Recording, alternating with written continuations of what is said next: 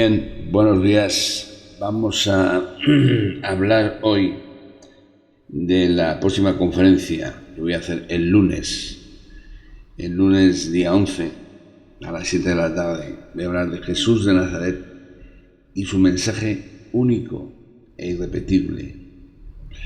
Ya voy a confesar que es una opinión personal, ¿vale? Porque yo tengo una referencia especial a este personaje, a Jesús de Nazaret.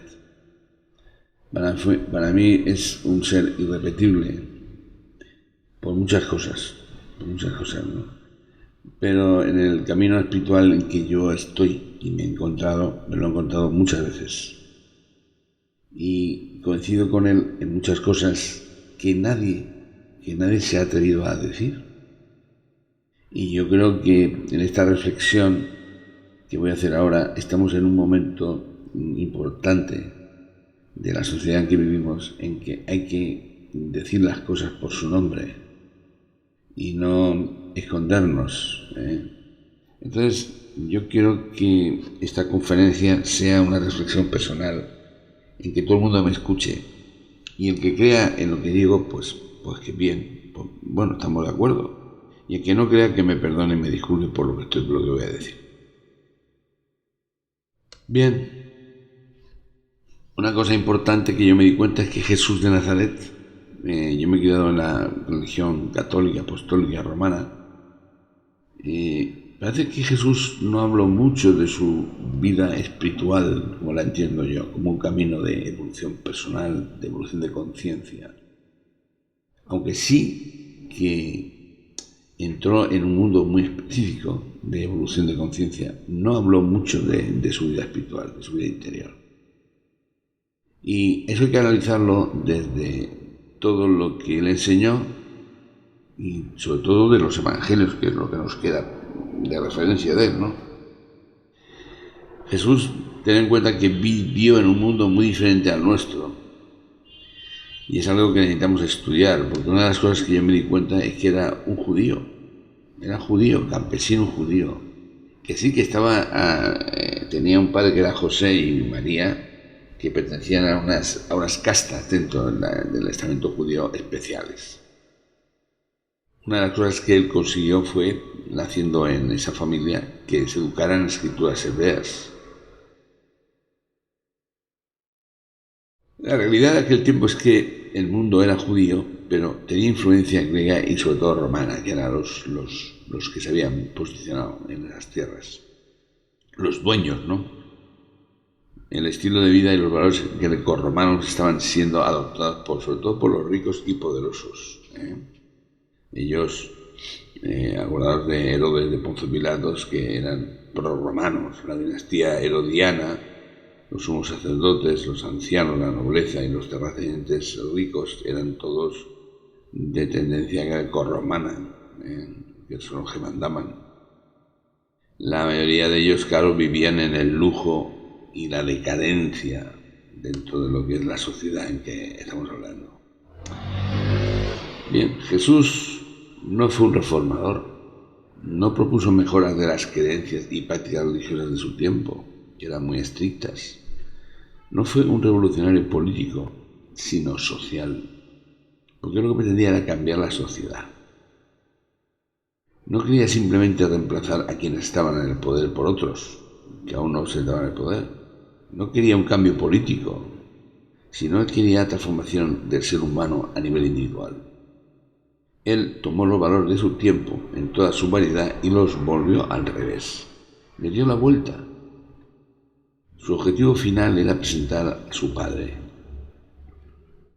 Estuvo empeñado en una revolución social, no en una revolución política ni militar.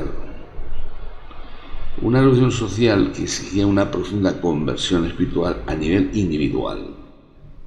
Y en este proceso que estamos hablando, nos encontramos en la actualidad.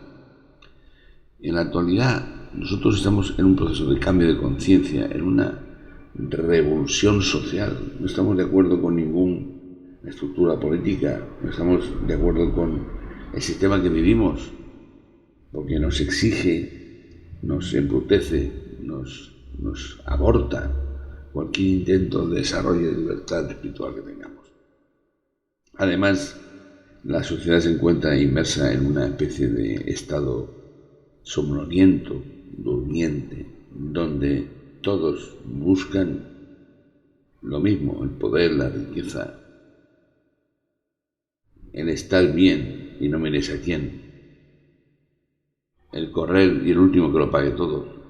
Bien, hay algunas notables excepciones, pero por lo general no amamos a nuestros enemigos, no ponemos la otra mejilla, no perdonamos 70 veces 7, no bendecimos a los que nos maldicen, no compartimos lo que tenemos con los pobres y no ponemos toda nuestra esperanza y confianza en el Padre de Dios.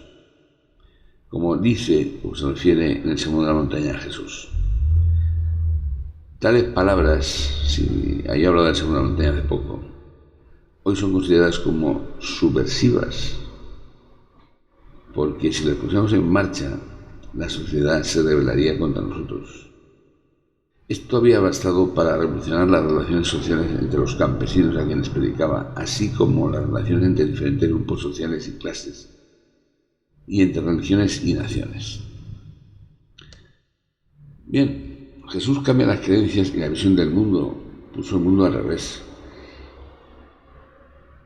Se da por supuesto que Dios había bendecido a los ricos con la riqueza y que eran los afortunados. Jesús se alzó y proclamó todo lo contrario.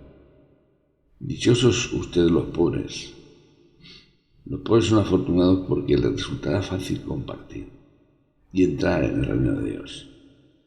Los desafortunados son precisamente los ricos que viven en una zona de confort, de bien hacer, de bien vivir.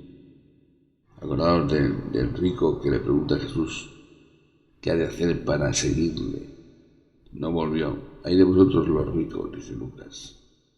Ellos deberían ser dignos de lástima porque les va a resultar muy difícil vivir en el mundo futuro, en el reino de Dios, donde todo habrá de compartirse.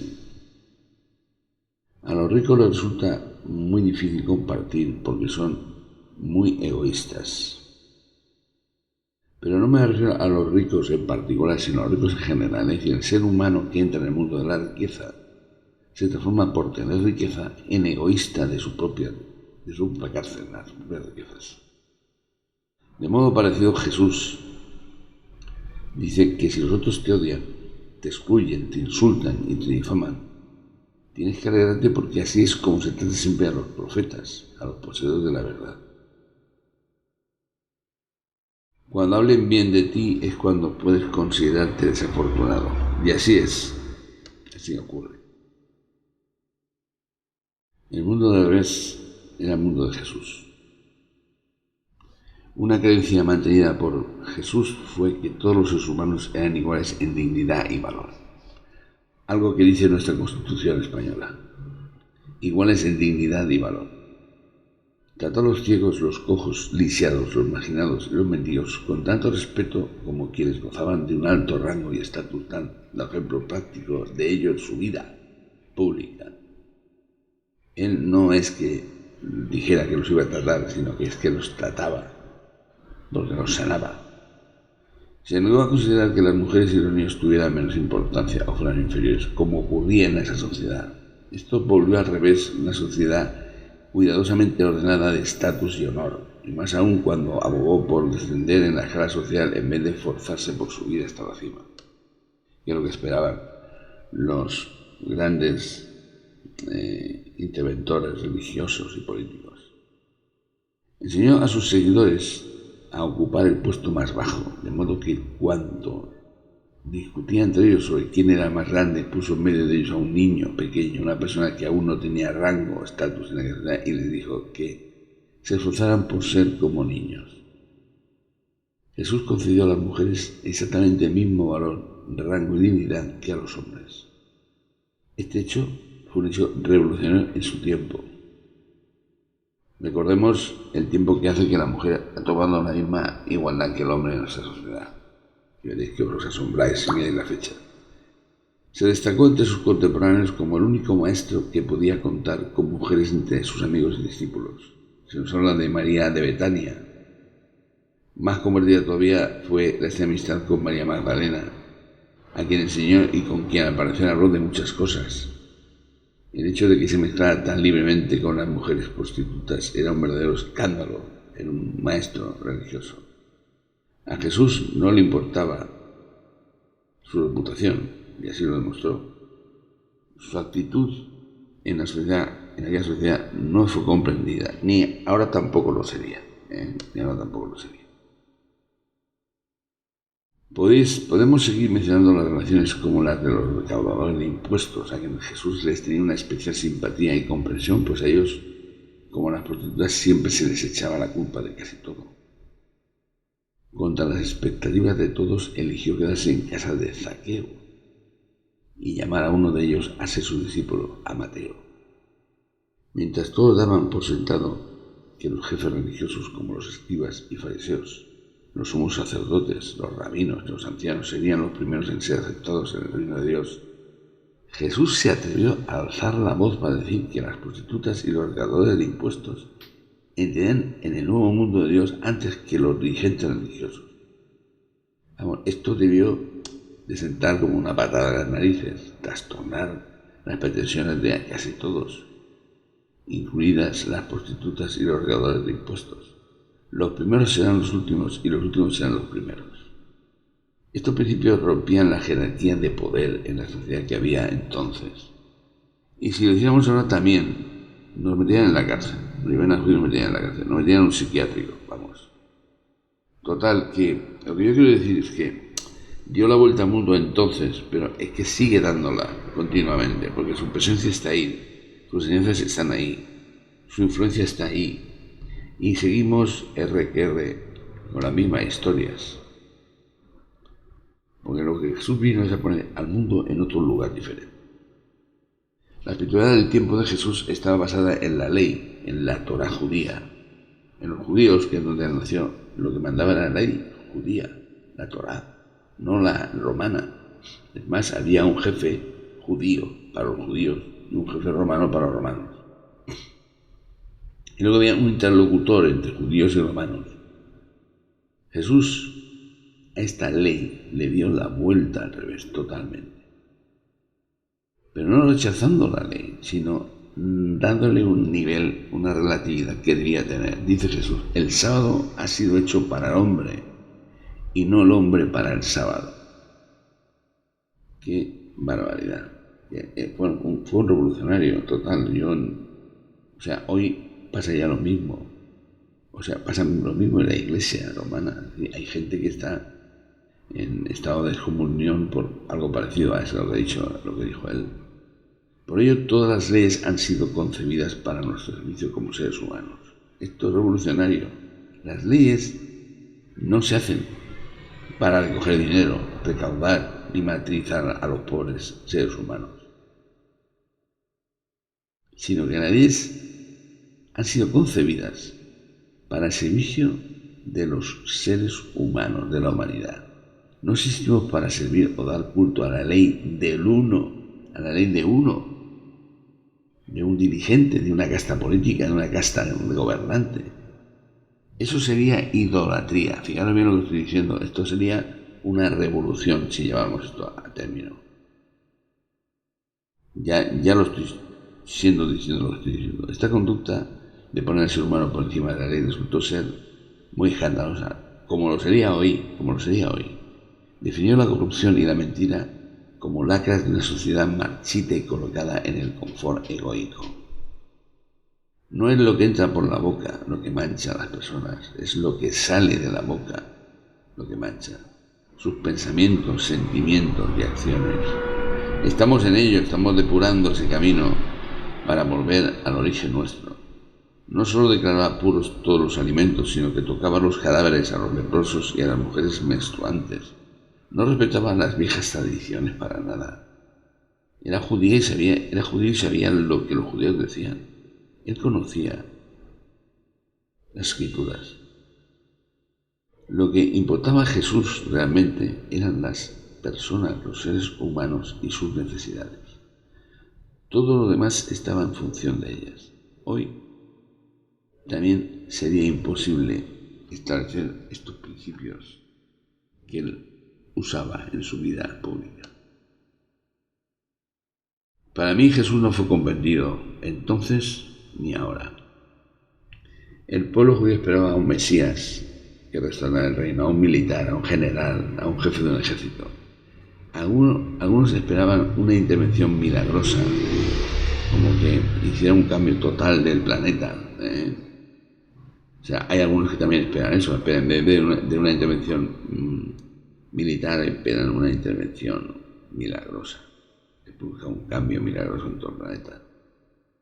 Yo creo que él lo enfocó de la verdadera manera, porque dice, el reino está en tu interior.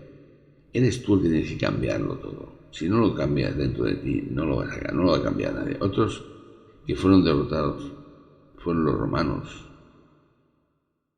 sus enemigos. Entraría triunfante el Mesías rey en Jerusalén con un ejército. Lo que querían es que al final sus enemigos, los romanos, que eran los que habían conquistado, fueran derrotados, fueran expulsados por ese Mesías. Los esenios, que eran los más puros a nivel espiritual, judíos, se habían retirado al desierto para mantenerse purificados y estar preparados para el acontecimiento de la llegada del Mesías. Pero Jesús, que vino como Mesías, dio un vuelco a esas expectativas, no cumpliendo ninguna y además demostrando que el hombre humano, el ser humano, en su egoísmo sigue siendo un ciego y un sordo, ¿no?, a la realidad. Porque Jesús, una cosa de las que hizo fue poner al Padre, al Dios creador, por encima de todo. Veía el reino de Dios como un reino del Padre, según la parábola, que recibe a su hijo pródigo incondicionalmente.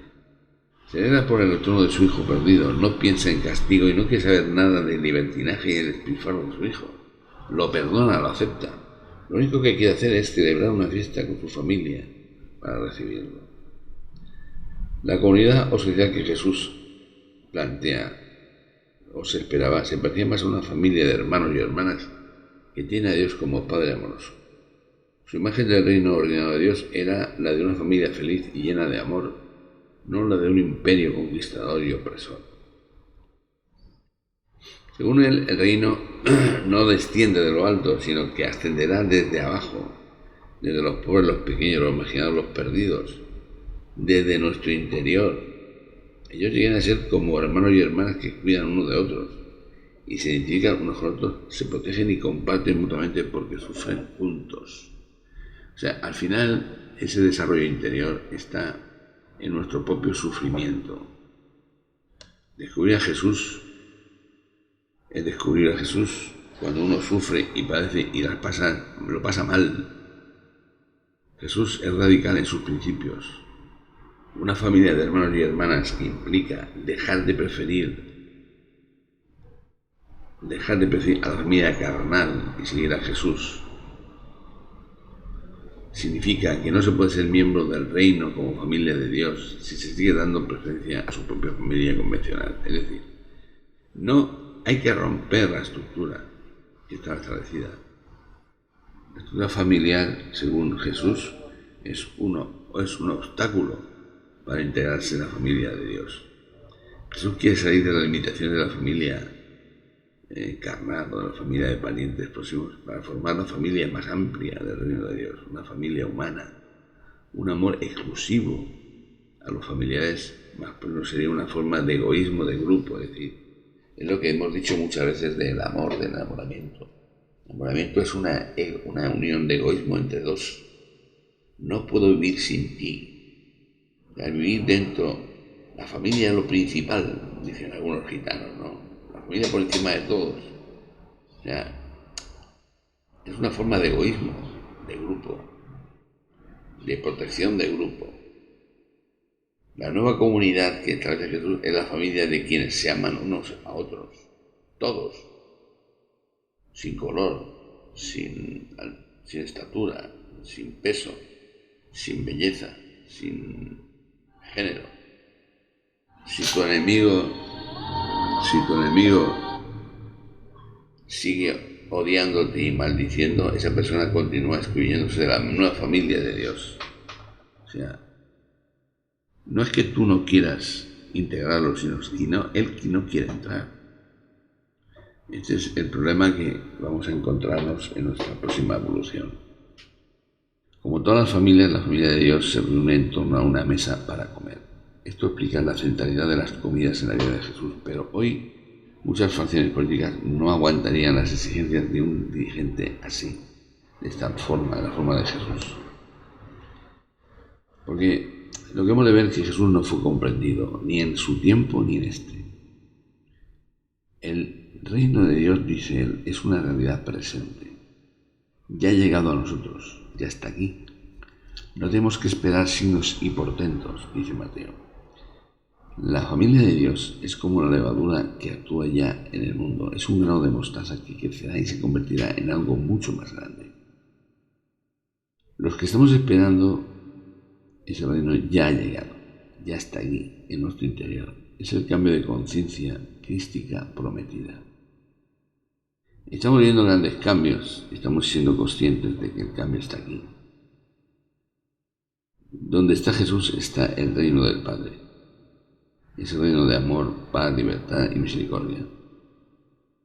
Este siglo será el reino del Padre o no será nada. Esto es lo que hay que tener claro. Jesús fue el Mesías, pero el Mesías que representaba era el Mesías al revés que se esperaba. Hoy hay gente que espera el Mesías. Hay gente que espera el Mesías hoy. Por las circunstancias por las que están pasando. Pero Jesús vino y quería ser siervo, quería servir, quería dar, no quería recibir. No tenía la intención de ser servido por las personas, ni quería que sus discípulos fueran como jefes servidos por otros. Él estaba llamado a predicar, a enseñar, a introducir en el reino o familia de Dios sus conceptos, su imagen, su patrón, su arquetipo, pero tenía que hacerlo sufriendo y muriendo por ello.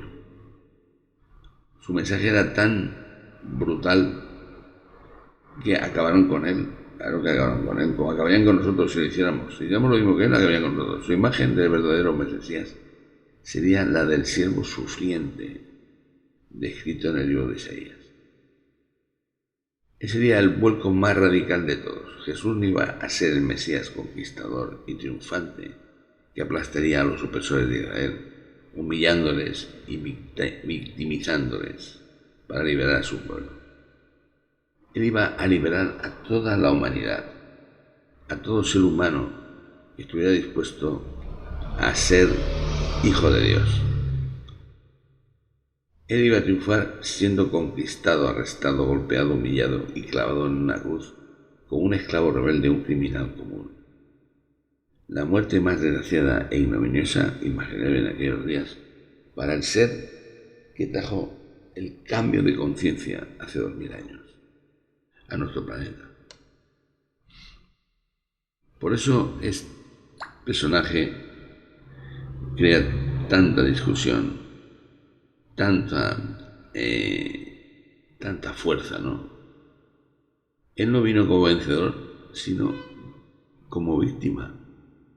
¿De quién? De la propia humanidad. Y paradójicamente, este sería su mayor logro, el vencer la figura de víctima que trajo él. La verdad y la justicia estaban de parte de las víctimas. De hecho, es ahí donde se encuentra Dios, tomando partido por las víctimas del mundo. Esto es lo que Jesús dijo siempre y jamás hemos entendido. Si cuando tú sufres, está Dios contigo. Cuando tú estás bien, estás exuberantemente bien, pues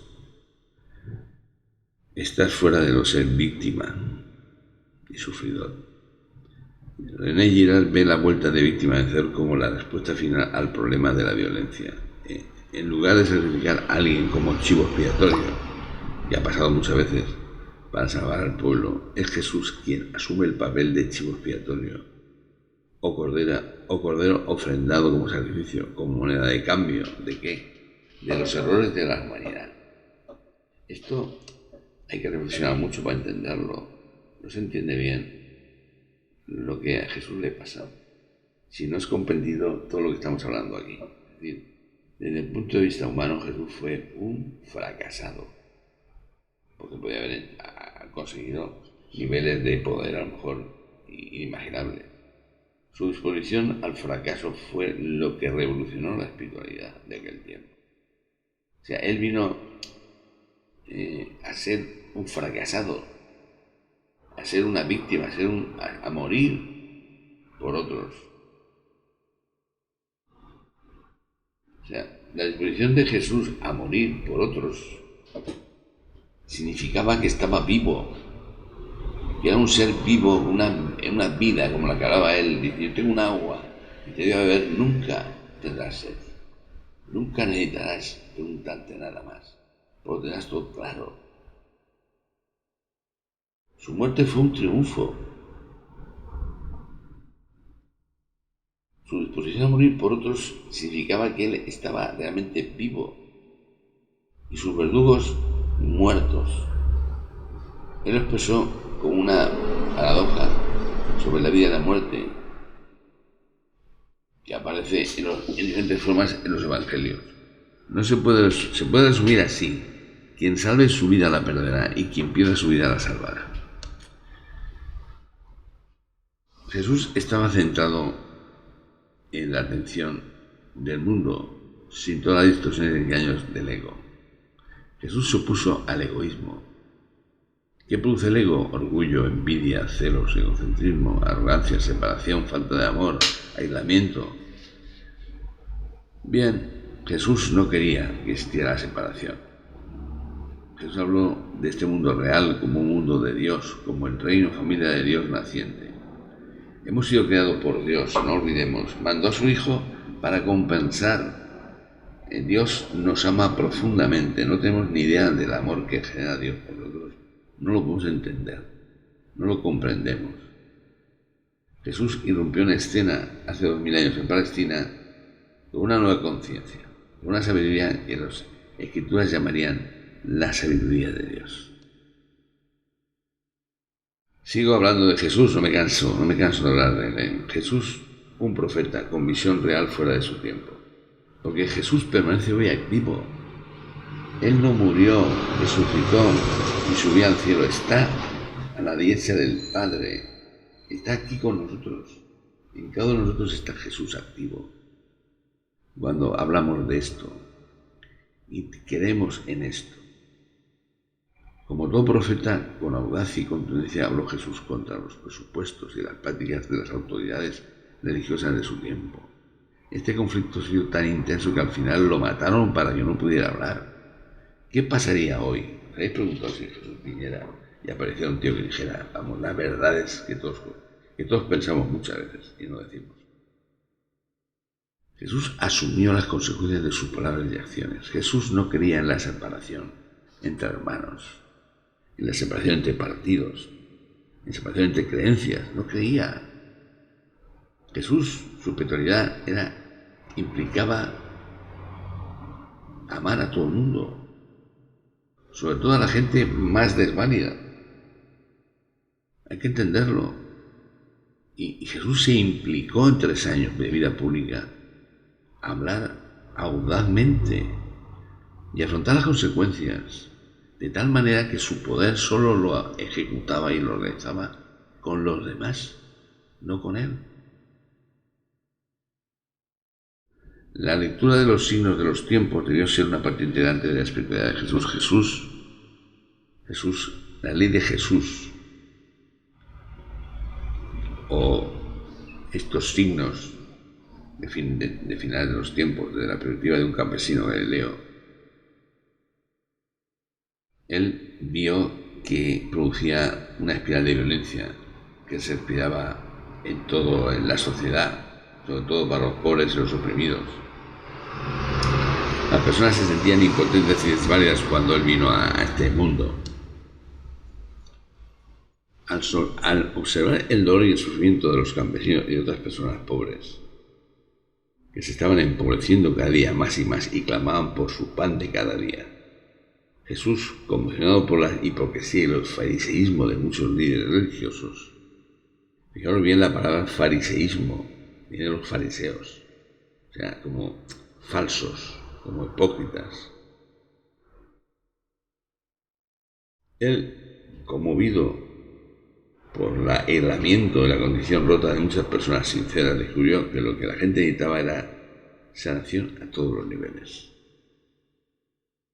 El éxito de su labor de sanador entre los pobres y las alentadoras noticias del amor que Dios, del Padre, que el propio Jesús lleva a los campesinos mendigos imaginados son el signo más destacado de que algo nuevo está naciendo, porque no estaban preparados para eso, para ese concepto. Cuando un pobre, maltratado, denigrado, separado de la sociedad, acordados de los leprosos y de Jesús, a los leprosos no se acercaba a nadie y él se acercó a ellos y los sanó. Él representaba el nacimiento de algo nuevo. Su mensaje no era comprendido por nadie. Aquel que lo veía como un libertador quería algo de él, buscaba detrás de él algo, obtener su poder, algo quería la gente cuando lo seguía. Y la gente, estoy seguro que la gente que lo seguía buscando una seguridad, buscando una solución a sus problemas, pero nadie lo seguía para compartir, para actuar según él actuaba. Él era un ejemplo de actuación y nadie actuaba como él. Hasta sus discípulos dudaban de él muchas veces. Es decir, al leer los evangelios, la impresión que produce Jesús fue de un hombre muy activo, predicación, enseñanza, sanación, enfrentamiento con los jefes religiosos y políticos, pero iba de aquí para allá por toda la zona de Israel. Lo que no nos damos cuenta es que detrás de todas sus actividades hay una vida de oración constante, de profunda contemplación, de profunda crisis personal, enfrentamiento personal con lo correcto, con lo social, acordados de la separación que establecen con su madre, con la Virgen, con sus hermanos, ¿no? O sea, él ha venido aquí a hacer una labor y está por encima de todo, de la familia, de todo, de todos los egoísmos que nos atan, de lo correcto social, ¿no? Entonces, detrás de sus actividades, Jesús viene con una acción clara y concreta, que permanece hoy, que permanece activa y viva. Y que la persona que está preocupada por su evolución espiritual y por la sociedad en que vivimos, pues no deja de asombrarnos. ¿Cómo pudo hacer esto? Claro, ¿por qué lo hizo y cómo lo hizo? Pues muriendo como nos pasaría a nosotros. Nos metían en la cárcel enseguida, como decíamos lo que hacía él. Pero lo que estoy hablando aquí es que Jesús, detrás de toda su actividad, había siempre un ser que se comunicaba con el Padre. Un hombre en oración constante. Se alejaba de sus discípulos para orar.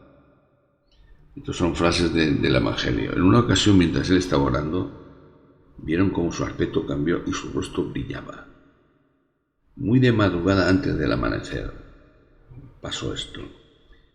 Iba en lugares solitarios a orar y lo hacía normalmente. La gente lo veía que normalmente en ciertos momentos se retiraba a lugares solitarios y lloraba. Antes de elegir a los 12 apóstoles pasó toda la noche en oración. Toda la noche en oración. A ver quién hace una oración de más de 5 minutos al día. Jesús recomienda orar en la privacidad del propio cuarto y denuncia la actitud de aquellos a quienes les gusta orar de pie en las sinagogas y en las esquinas de las plazas para que los vean la gente. Es decir, Jesús conoce al ser humano en profundidad, conoce sus defectos. porque él los ha vivido, los ha tenido, los ha probado. Ha probado el ego, sabe lo que es el ego, sabe lo que el ser humano realmente sufre y padece. Por eso es nuestro mejor representante desde el punto de vista de evolución espiritual. Jesús fue un sanador. Esto no lo puede poner en duda nadie. O sea, resucitó a muertos, curó a tullidos. Su práctica de tratar a las personas como incondicionalmente perdonadas y hacerles ver que ya no entraban en un estado de culpa o pecado permanente, tenía un efecto sanador brutal sobre ellas. Porque antes les habían dicho muchas veces que eran culpables. La persona que tenía una enfermedad permanente era considerado como un pecador, como que había hecho algo en una vida anterior o pasada que le llevaba a esa situación. Y llega él y dice, ¿qué es más fácil? ¿Perdonarte los pecados o decirte que te levantes y te vayas? Es que es brutal, el personaje de Jesús es brutal. Hasta cómo sana. La sanación que efectúa aporta un alivio indescriptible a quienes se sentían sobrecargados y marginados por causa del sistema de aquel tiempo. Jesús nunca adoptó una actitud acusadora para nadie. No culpó ni a los culpables, no acusó ni condenó a ningún individuo. Ninguna vez lo vemos dando lecciones de moral, buscando un chivo expiatorio o echando la culpa a alguien. Su actitud hacia las personas que en su tiempo eran etiquetadas como pecadoras fueron asombrosamente diferentes de la actitud de otros líderes religiosos. Ningún líder religioso hizo lo que hizo él. Lo que hacía falta, según la visión de Jesús, no era acusar, sino sanar, perdonar, amar. Jesús no veía en nosotros pecado y culpa, sino una condición herida y rota, y también asociada a la enfermedad, a la confusión y al miedo. Su pasión en esa 3 años de vida pública fue llevar la sanación a todos.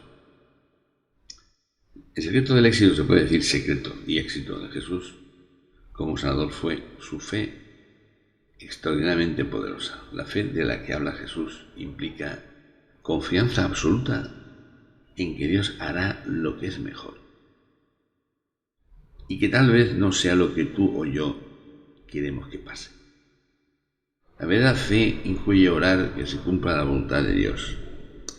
Jesús fue un místico fabuloso. Un místico es un ser espiritual. Llevaba la propia espiritualidad dentro de sí. Hablar de la espiritualidad de Jesús es hablar de todas sus acciones, de toda su vida, de 3 años de vida plena que le llevaron a la muerte. Uno de los recuerdos más intensos que los discípulos tenían de Jesús era que se dirigía a Dios como una palabra familiar de los niños a sus padres, Abba.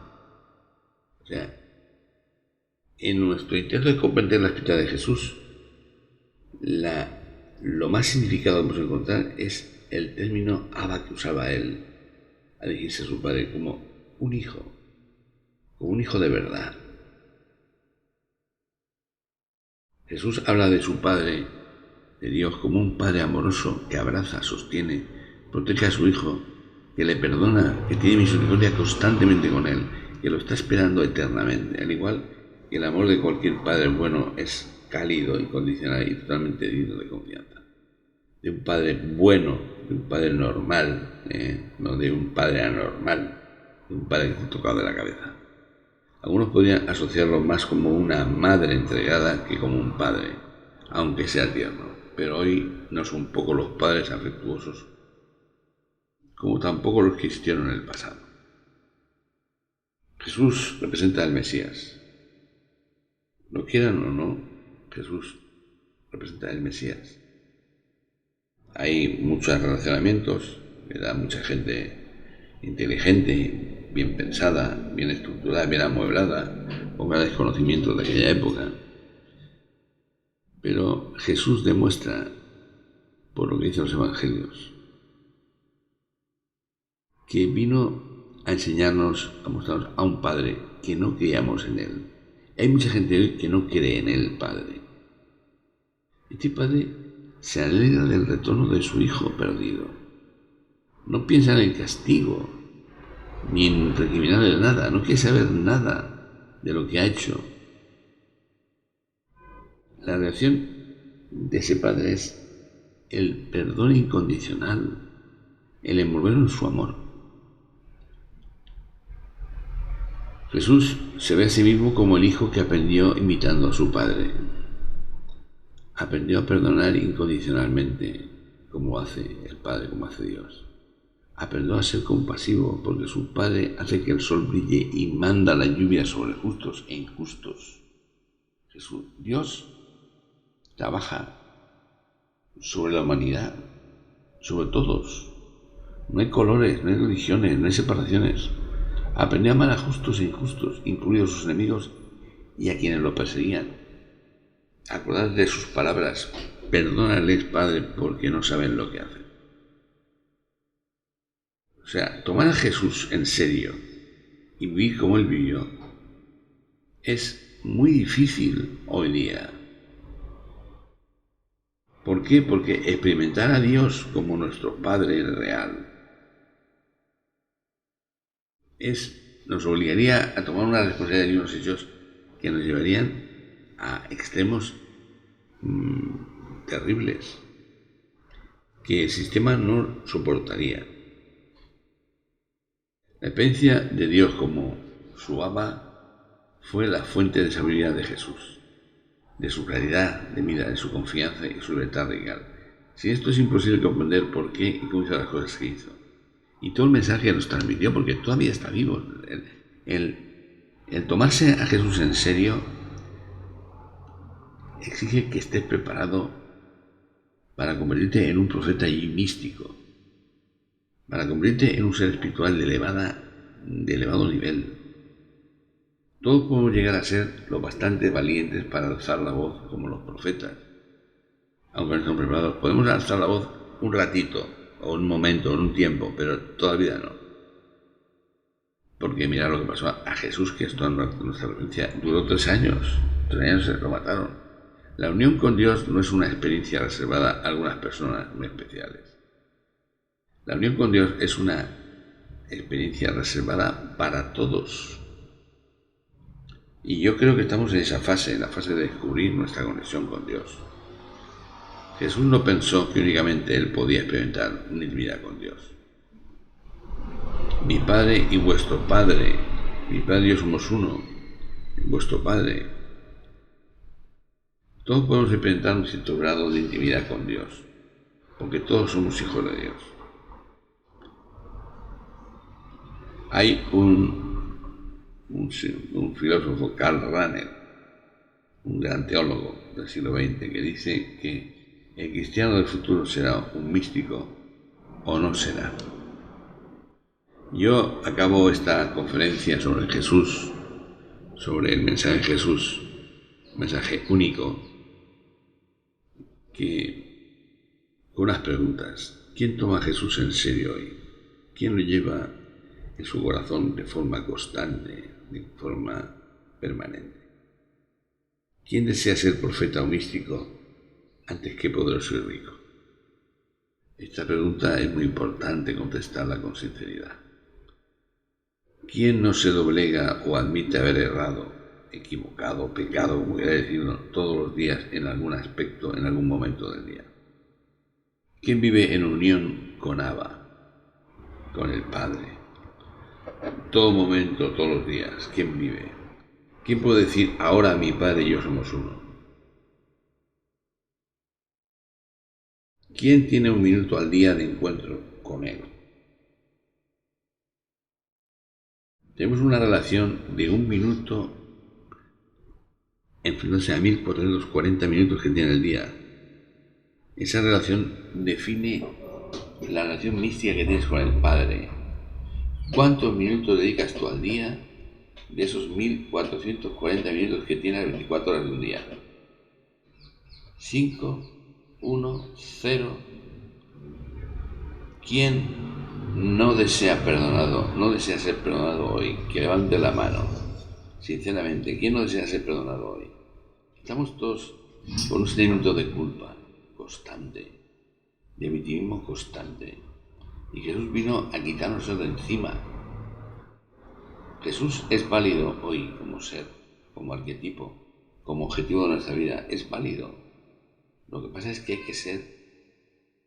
Yo no conozco otro ser más valiente que él, más valioso que él. Él fue considerado un fracasado porque no lo entendieron. Pero él triunfó. Para el objetivo que venía, triunfó. Y demostró que los conceptos de válido, de servicio o no servicio, los trastocó totalmente. Los cambió. Es brutal que la propia iglesia le tenga miedo a Jesús. Para la iglesia el peor enemigo que tiene es el propio Jesús, que lo revoluciona todo. Por mucho que se le diga que se le ama y se le quiere, no se le ama y no se le quiere lo suficiente, porque nosotros no nos atrevemos a llevar algunas consecuencias como las llevó él.